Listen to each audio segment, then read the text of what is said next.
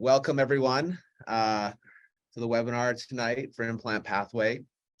Just to kind of give you a little teaser about what this webinar is about is most of you probably know me from my workflow courses, full mouth reconstruction or full arch digital workflows for implants. That's kind of my umbrella. That's what I teach, and we're actually bringing my full arch implant course to Implant Pathway, which is a great platform to do these. It's where we can have live patient. We have access to more stuff here. So this is a webinar, basically kind of intro that course to you, a little bit of a teaser about that course, as well as having some, we want to give you some pearls as well. So basically, this is what we're doing. It's a full arch digital workflow. This is the hottest thing in implant dentistry right now. It's exciting, makes the process a lot better, in my opinion. I'm Dr. Wade Pilling. Many of you probably know me from some of my courses or from here at Implant Pathway. I'm a diplomat with the ABOI. I practice full arch reconstruction dentistry and full arch implant dentistry. And I'm excited to be teaching this course with one of my best friends, Dr. Josh Nagao.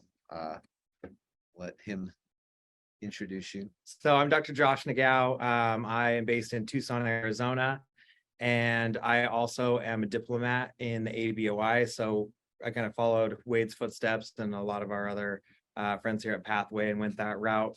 I have more of a general practice, so I still do fillings now and then, but I do a lot of surgery, probably 50% surgery, 50% natural teeth, which I think it's always good. This is actually something Wade and I had been kind of talking about. We love having the versatility of being able to do really either or. We can go full arch on implants if we need to, or we can restore teeth, or we can do a mix of the two. But really what this course is going to be, it's going to be an opportunity to show you how you can improve your workflow. So a lot of you already do some of this surgery, and this course is really designed so that you can see how we go start to finish in the digital world so that we can hopefully make your lives a little bit easier and more predictable. So let's kind of dive into some material. So this is basically my and Josh's workflow in a nutshell. And this is what we're going to be covering in the course. The beauty of this workflow is there's nothing super unique about it. A lot of people do it, but there's some tweaks of it of my own and some things I find important to cover. But this type of big dentistry needs to be done as a workflow. That way you can check each step of the way. If you don't do this as a workflow and you just shoot from the hip and it's done different every time, staff get confused, staff turnover, don't know where to start, you get confused. It just implementing full arch implant dentistry into your practice can be smooth, even though it's stressful, or it can be a crap show. And if you don't have a workflow, you're making it up as you go. Steps get missed, and if a step's missed, it becomes problematic for the final outcome. So I just feel like these workflows, if you can adhere to them, you can teach your staff on them, train the team on them. And so we're going to cover this workflow in the course. We're going to dabble into a little bit today, but these are all the things I'm going to be covering in this course, because if you don't have a workflow, you're just making up as it goes, and it will wreak havoc on a general dentistry practice trying to implement this type of dentistry into it. But this certainly makes it easier. And it's so easy to get lost too. If you don't have a map, you really don't have kind of the end in mind. It's very easy to get lost along the way. So whether that's you have to bring a patient back because you forgot something or missed something, you're adding appointments. Oh, you bring them in, you don't have the right material for this appointment, or you don't have the right setup. It can extend the treatment time, and then patients start to get frustrated. The case starts to become less profitable for you because you're seeing the patient for all these extra appointments that you really shouldn't be seeing them for. So it gets frustrating for everyone. Yeah, definitely. If this is going to be profitable, it's got to be efficient too. These are big ticket items, but they got to be profitable as well. So my workflow starts with marketing. We're going to dive into marketing, introduce you to how we market these things, go to consults, diagnostics, then to treatment planning. And I have a circle in there between treatment planning, consult, diagnostics. Because a lot of times we treatment plan cases, we have to reconsult with the patient. So sometimes patients will get stuck in that cycle of they're not ready to proceed forward, and there's a way to bring them back into the workflow. Then from there, we talk about, after we do our treatment plan, we do our prep work. getting ready, diagnostics, prep work for these cases. Then once we've done all this work up front, which is really honestly where the more mental work happens and some of the busy work is in the prep work. If you do that, these go smoother. Then we hit surgery protocol, right? That's where we're going to cover surgical principles. In order to keep this workflow completely digital, we're going to talk about scanning protocols, because if you want to keep this digital, which in my opinion is easier, it's less stressful. It frees up the doctor to go do other things, involves other team members in a lab. We have to have certain scanning protocols. And really, that's one of the most complicated parts that sometimes people don't understand, how we stitch certain models together so the lab can create a teeth that not only look right, but also fit in a bite, because we all hate seating in restorations and spending the next hour grinding them in, ruining all the beautiful work we just did. We're going to talk about designing these restorations, these immediate temporizations, because these are all immediate load fixed cases. Talk about how we design that, whether we design it in-house. And then we go on through the workflow through printing and creating it, which is very team oriented. Then we deliver the temp, and then we go to final restoration. This is the workflow in a nutshell. We'll deep dive into each one of these steps along the way. So really the first few steps, marketing consults. One of the most exciting things about this course is we're bringing in the Closing Institute. Josh and I teach a lot of clinical skills to people. And one of the biggest complaints we get is I learned all these wonderful surgical skills, but I don't have the patience to do it. I'm getting 1 or 2 patients that are able to accept this treatment. How do I start getting more? And the answer, sometimes is, well, just present more and more will come in. But the truth is, if you want a full large implant practice or have a part of your practice to be that way, there has to be some very coordinated effort between your marketing and your front desk closer. So my staff is trained by the Closing Institute. They partners with, they're great. If you've ever sent patients or staff off to it, it's been awesome. So they're actually going to in and spend an entire morning with your front office closer, as well as you and your assistant who's going to be part of this. Because as part of this course, you're actually able to bring in a closer or a front desk person as well as an assistant at no extra cost. So, because you do need at least one team member in the back and the front that really is on board with this workflow. So we're going to have them, they're going to be training your front desk about the marketing and consulting side of this, so that you can bring these patients in and you can have this funnel, if you will, of bringing all these patients into your practice who are asking for this dentistry. They want it, they're qualified, they get some pre-authorizations with some financing companies. It's just a whole workflow that has to happen behind the scenes. The doctor isn't too involved in this. This really needs to be a staff member. So you need to bring them and train them. And the Closing Institute is one of the best. So that's a really exciting part about this course, is we're going to have them there, so that when you go back with this workflow, you're going to start having the patients. Like I'm overwhelmed because of using the Closing Institute, the amount of patients. I couldn't do any more cases because of them. But they're wonderful, and I'm excited to have them here. One of the nicest parts about this too is that it becomes more of a team effort instead of just a doctor only effort. I know, at least in my practice, as soon as I walk out of the room in a consult, most of the time the patient turns directly to my assistant and either says like, whoa, that was a ton of information, or, hey, what do you think? What's your opinion on this? I heard Josh's opinion, but what's yours? Then if your assistant's in on this and, in on this workflow, in on how to close these patients, how to talk to them about the financing, how to talk to them about the surgery, then they go directly up front, and your front desk is ready to take those reins right from you. It not only lessens the burden and the pressure on you as a doctor to, I hate to use the word sell a case, but to sell a case. And it turns that into more of a team effort where you're able to free up some of your time and get some other, maybe more clinical things done, while you pass the baton on to the rest of your team, and they're involved now. And the patient feels like they're taken care of by an entire team and not just by you. Yeah, that's going to be exciting having them here. Next up, we're going to dive into diagnostics as part of this workflow.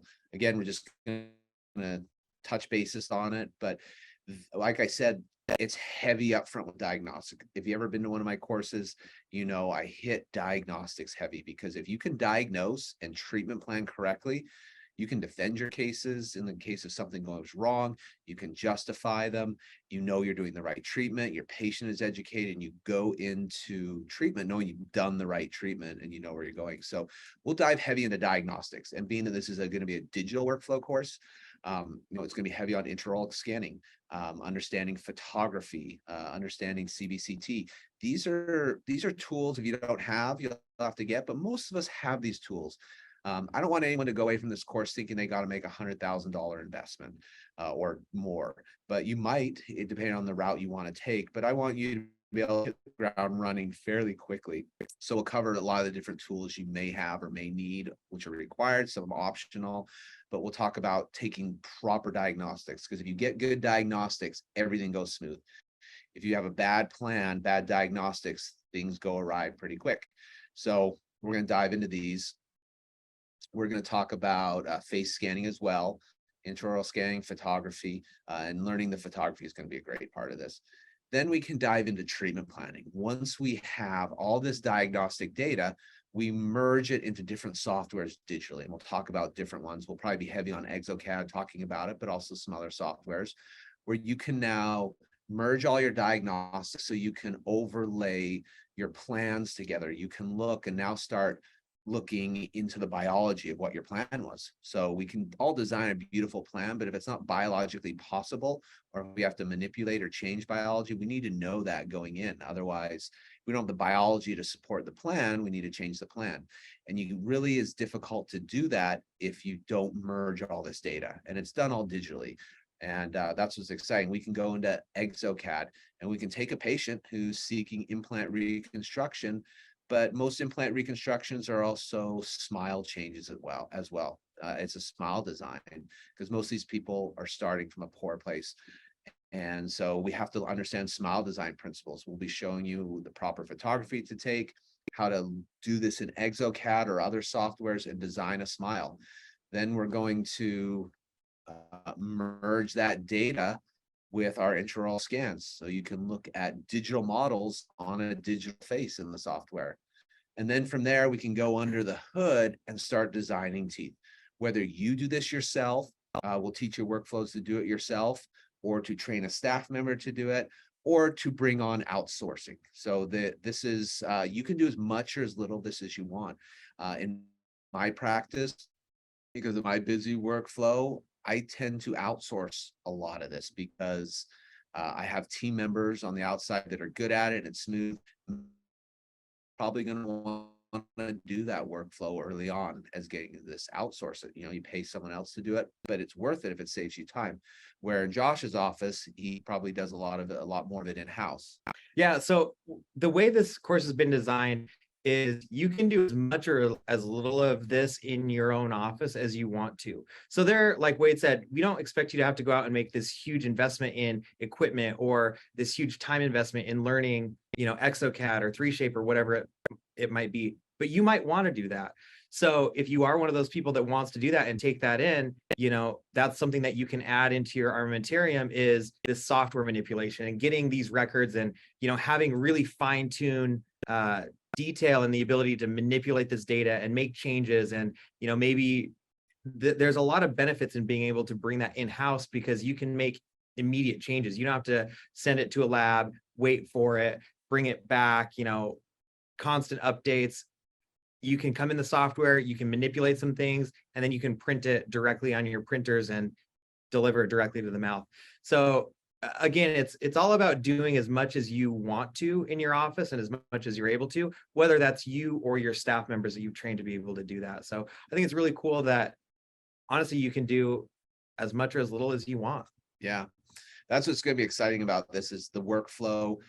This workflow doesn't change over time. This is a tried and true workflow. I do this exact same workflow if I'm working on teeth. This workflow for me doesn't change with the implementation of new technology.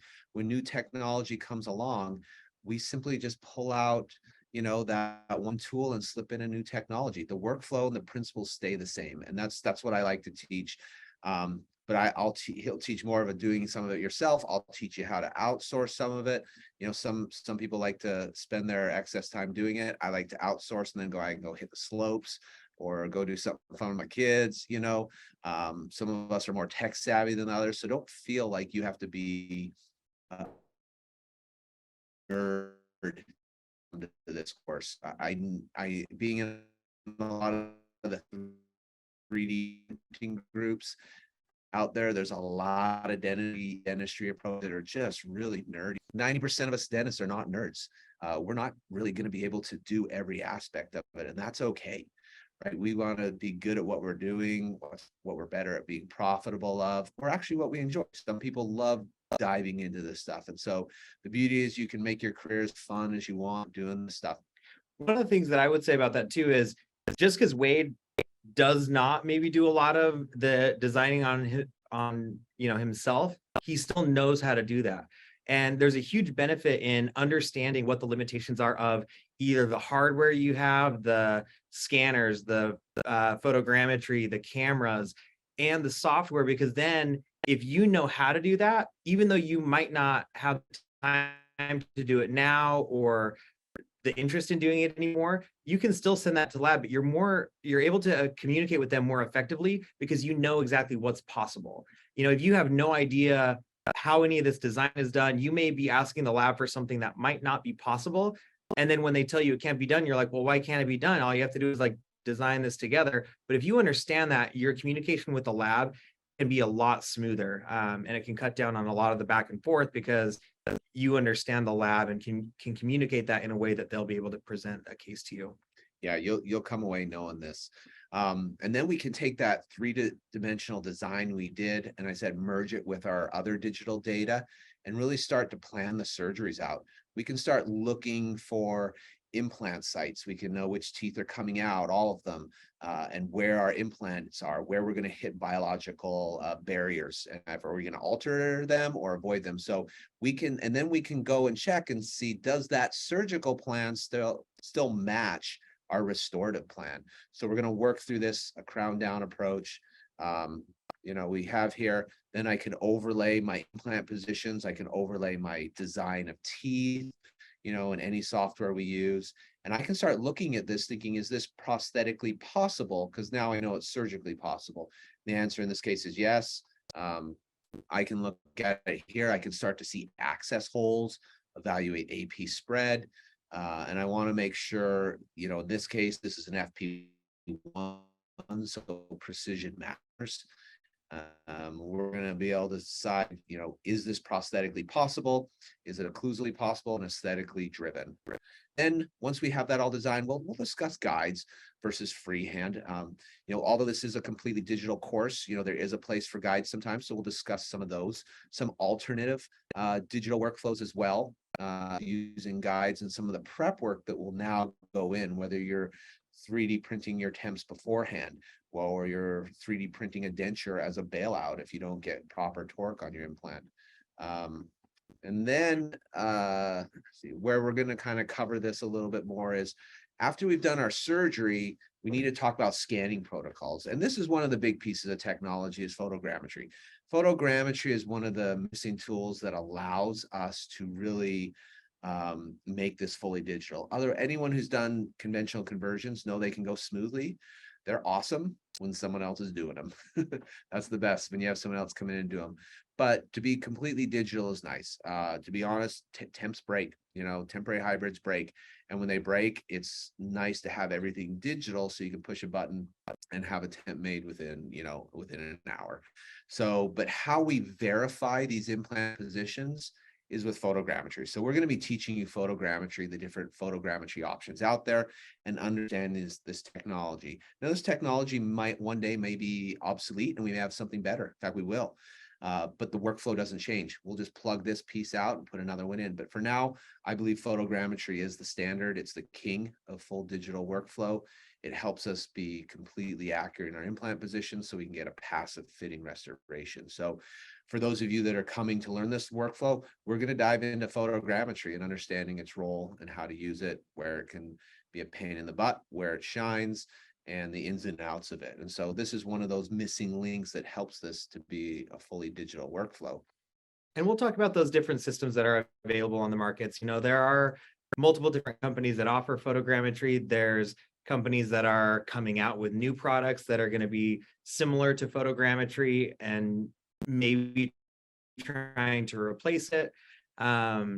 But like Wade said, you can really take any of these or any that will be coming out in the future, whether that's in the immediate future or in the longer term future, and you can really just eliminate that other step and plug this new step right into it, because everything else remains the same. You're still going to be taking the records, you're still going to be planning these cases, you're still going to be, you know, planning the surgery, planning the prosthetics. It's all the same. You're just switching out that one piece of technology. Yeah, and we're going to cover most of them. We're going to talk about the pluses or minuses of all of them. This is another one we're going to cover, the OptiSplint. This is something that's new that's come out. We'll be implementing it in the course because some people may not have the volume in their practice to justify a photogrammetry scanner, which can be pricey. Certainly worth it if you're doing a lot of cases, wanting to do a lot of cases. Volume, if you're not at that point yet, this is a great alternative, which we'll talk about, to implement, that doesn't require a capital investment at the beginning. This is also great as a backup when technology doesn't work, right? We all have technology that occasionally doesn't work. A software update crashes something, a cord breaks, something is just taking a little longer, or it's not lining up, or you have the type of mouth that you can't really get certain scans on. We've all been there. So we're going to discuss some alternative workarounds on the technology. So it's going to be this is a really comprehensive course. Again, this workflow will be the whole career. This whole career will follow this workflow, and you'll just be slowly plugging pieces out and in, because the principles stand the same. You diagnose correctly, you plan a smile, crown down, smile down, facially generated treatment planning approach, and then see if the biology can support it. It's tried and true. Nothing's changed there. We just have all these cool, fun technologies. And so this is another one we're going to be presenting. And one of the things we're going to be doing at this course is this is live patient, right? We're just not lecturing to you. You're going to get you're going to not just have lecture on the workflow, but you're going to get hands-on experience, hands-on with fabricating of the temporaries, of the scanning, the photography, staining and glazing these things.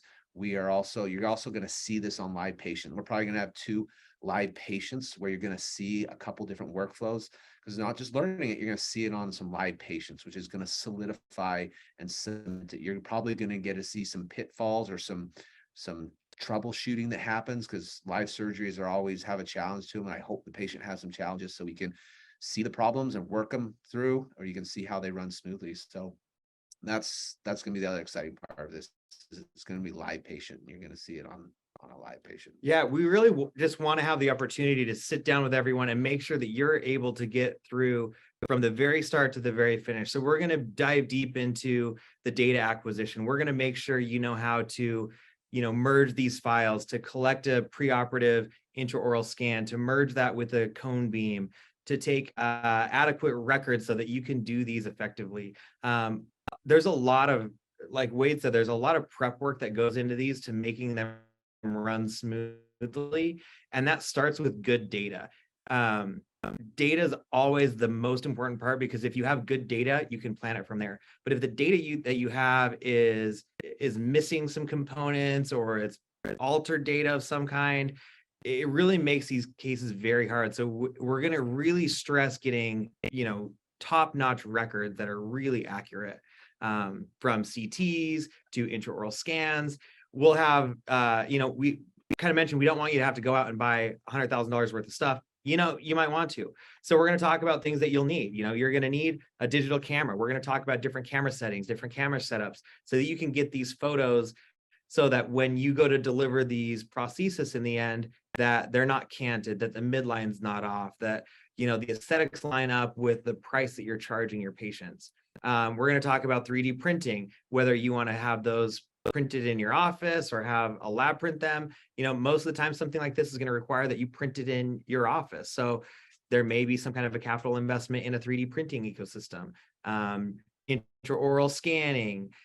This camera that looks kind of like a camera in the bottom is a type of a face scanner. It's called a Vectra. So that gives you a 3D model of the face, that where you can make all these alignments so that all of your digital prosthesis are accurate when they're done. So again, we're going to talk about the photos, which photos to take, the settings, the lenses. If you guys have followed me on Instagram, I love photography. I love before and afters. I love surgical photos. So we're gonna spend quite a bit of time talking about photos. I can, if you want to bring your cameras, great. I would love to sit down and talk to you about cameras and lighting and all that kind of stuff, so that you're taking the records that you need to get these cases done. And that's a really value added to this course, is that we're going to implement photography a lot, because photography is something that's scary for people. Lots of settings, lots of camera parts, and frustrating. And so I don't even think I'm the best photographer. So I'm excited to take this from Josh, because you don't just want these for clinical, you want these for the gram, you want these for advertising, for marketing. You want nice, clean photography for patients. Every patient that comes in for a consult, I show them some before and afters. And if you've got good photography, it's exciting. Yeah. I love photography because there's so many things you can do with it. Like Wade said, you can use it for marketing, you can use it for Instagram, you can use it for case presentations, you can use it if you're going to do some kind of board certification, if you want to become a diplomat, like Wade and I are, you're going to want this really high quality photography. Half the time too, when I'm looking back through my photos, I see things that I would maybe do a little different. And I'm like, oh, hey, in this surgery, I would have done this a little different. Or I see, oh, hey, the midline's off a teeny bit. We didn't notice that. So I love photography because photos really, if you're not editing them heavily, photos don't lie, just like x-rays aren't going to lie to you. So it's really hard, and it's really kind of humbling to look back on your photos and tell yourself like, oh, I could have improved here, I could have done this different, this turned out great. That's one of the best things I like about photography. Yeah, and if you follow Josh and I's work, you can tell we're really dedicated to precision. Like, for us, millimeters and degrees matter, and the way we're able to, our dental work can be as clean and precise as it is, it's because of photography. I mean, when you can see things magnified and blown up, a papilla blunting eats at me on an FP1, right? It's just because I see those types of patients where that matters, and that's the type of quality I want to. And photography's made it all possible for me to be self-critical. I would say, ironically too, it probably makes you be a little bit better clinician, because if you want to have a really good photo, you've had to do a really good surgery first. So I think it improves everything. This is another just kind of example of what you would get from a Vectra that's going to convert those into like a 3D STL.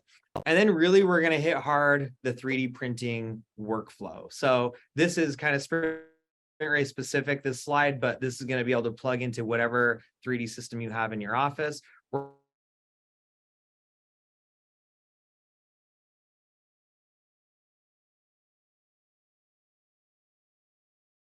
It's going to print without failure, get the printer to output what you've made, clean it up, get it cleared, and make it deliverable to the patient. So we'll talk about that workflow. We'll talk about staining. We'll talk about glazing. We'll talk about characterization. So when you put these in, you're having a really nice restoration that the patient can look at and they can say, this is totally worth it. I'm so happy that I did this.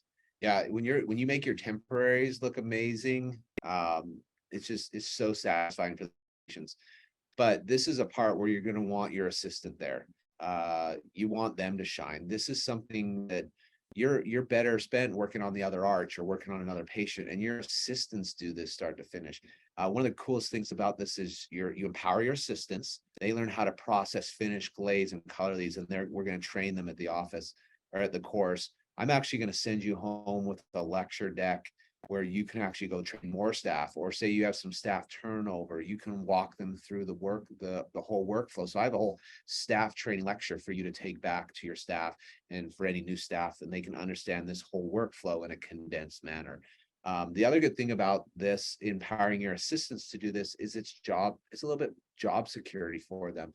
In a day and age where we're struggling to find workers and assistants that want to stay, assistants will leave your office for 50-cent raise somewhere else, but an assistant that feels like they're part of a process and a team, and they're empowered with this, not only can you pay them more because they're worth it, but they want to stay with you. So they're not willing to jump ship to go work in another office, because they really feel like they're part of team, they're creating something, they're valued, they're a little bit more invested in the office, and they're not going to run and go somewhere else because they feel like they're an integral part of the team. Believe it or not, employees don't leave for money.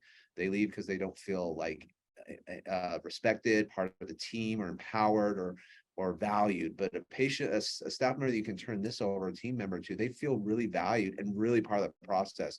And this is the type of stuff when you train them, they really want to stay because they're part of something. I've often heard people like say, well, I don't want to pay for my staff to go away and get trained if they're just going to leave. And I always say, I don't know where I heard this from. It's like, well, what if you don't train them and they stay? Like, that's even worse, right? Having an untrained staff that stays. So it's worth it.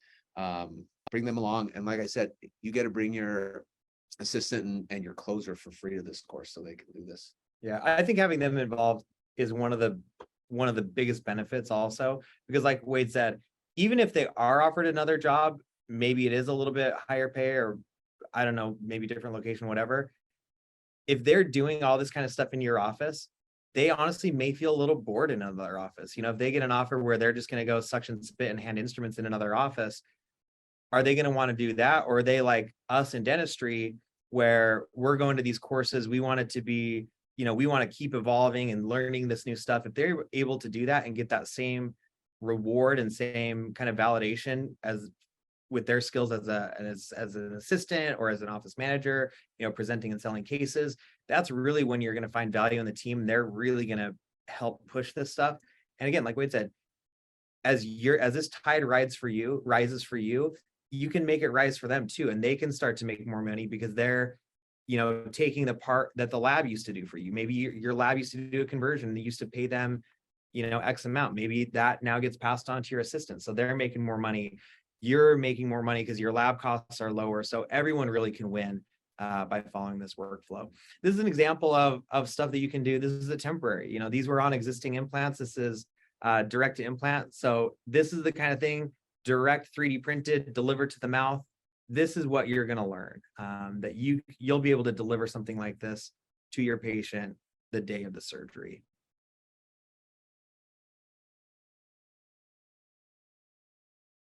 This is a little small video. I just wanted to be able to show the type of a file we're going to get, whether we're designing these ourselves or we're sending this to a lab to get designed. This is an example of what you're going to get back.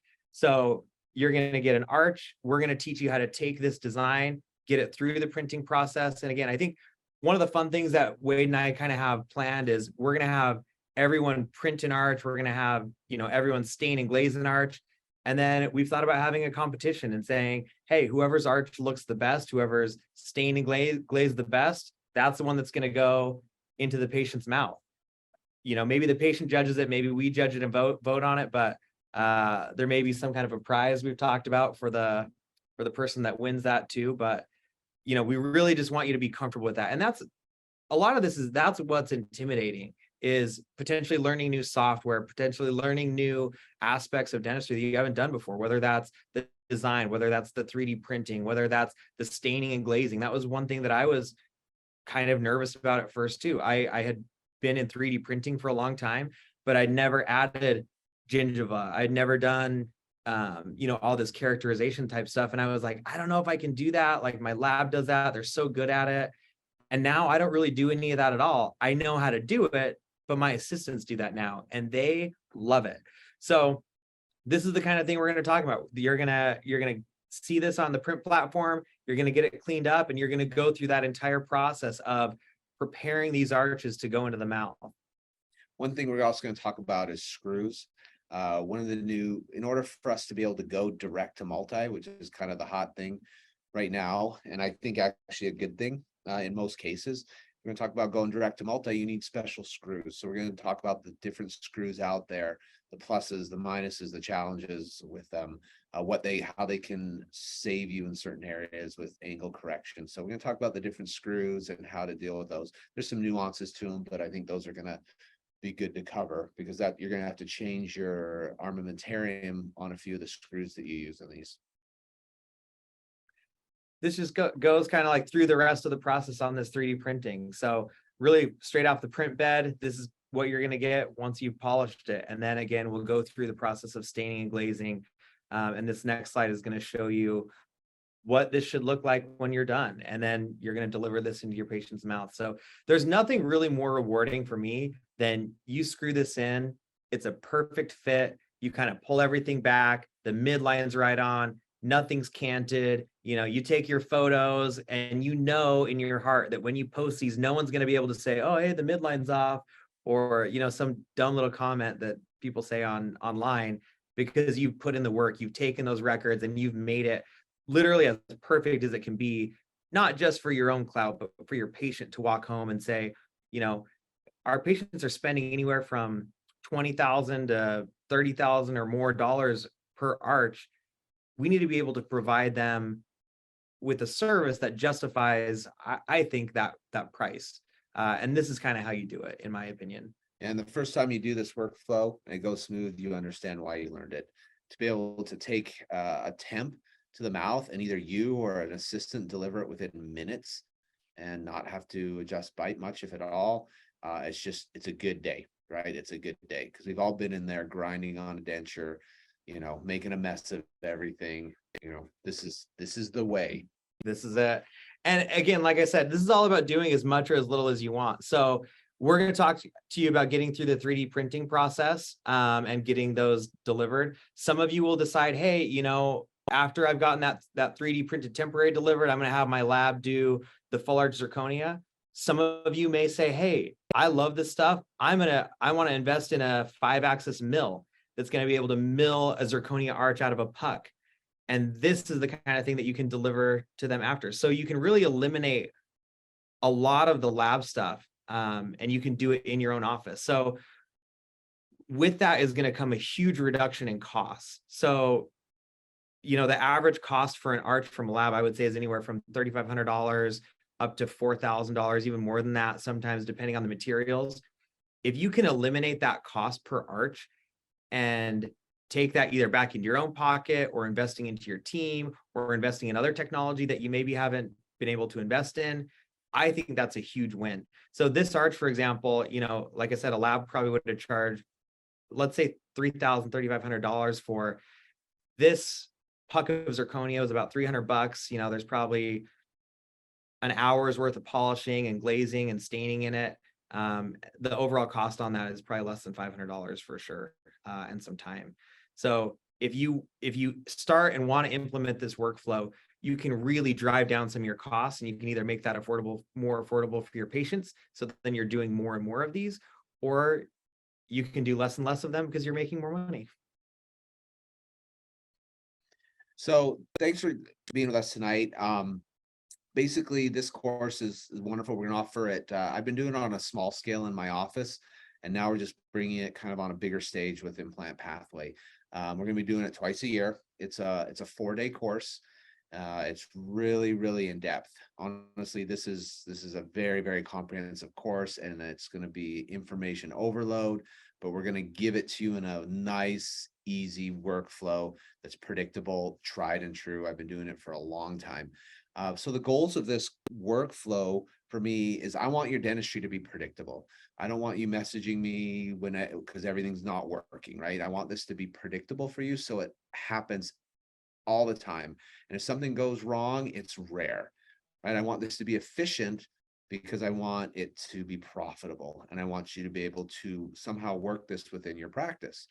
I want to teach you how to do these in a healthy way, right? To make the right decisions biologically. I want to teach you some skill sets so that your reconstructions are healthy. I want them to be profitable for you. And I want them to be fully digital for you, because that is a smooth way. It's a better way. I believe it's a more accurate way. It's less headaches, but it's learning some technology. And most of all, this workflow is fun. Doing full arch implant dentistry can be stressful and difficult, and sometimes it's hard to have gratitude or be grateful for it because it can be stressful. But when you have a fully digital workflow, it becomes all these things. You actually make room for fun. Dentistry can be fun again. This is a fun workflow that actually kind of people I've taught it to and done it, they feel like it's just revitalized their practice, their team, and now they actually enjoy going into work. They don't stress about staying up all night about the next case that happens, because they have this workflow and it's fun. And that's why those are my goals of this workflow and my goals of this course to you. And like I said, if you've been to some of my courses, you know, we deliver on that. They're great, they're fun, they're information overload for sure. I love it. I would just add that Wade and I are really excited to be able to offer this course. I think it's going to really turn into one of the premier courses here at Implant Pathway, certainly one of the highest level courses as far as all the skills that you're going to be putting together for this kind of a course, because it not only incorporates the surgical aspect that you're getting a lot of, but treatment planning, record taking, photos, printing. So all of these are skills that in some way you can be using in your office already. And we're going to put them all together, wrap them up in a package, and make it so you're taking every single one of those skills and using it in a case. And I think those are the most rewarding cases, because it truly tests your spectrum of skills in dentistry. So if you have any questions, send them to us either now or just message us on Facebook. We both respond pretty well, and reach out to Implant Pathway to get in on this course. It's going to be a blast. For those of you that have been coming to Pathway, you know, we put on an amazing program and it's a lot of fun in a really cool environment. So thanks for being here with us tonight. I hope we answered most of your questions on what this course is going to do for you and what's it involved. It's a big investment in your career, but it's certainly, you should come away from this course being fully comfortable to go forward and day one start doing these arches digitally. You know, we want doctors who come to this to have some surgical experience already, probably been through beginner course, done some full arches on your own. This is really just the next level stuff. So thank you for being with us tonight. Thanks, everyone. We can't wait to see you out here in Arizona.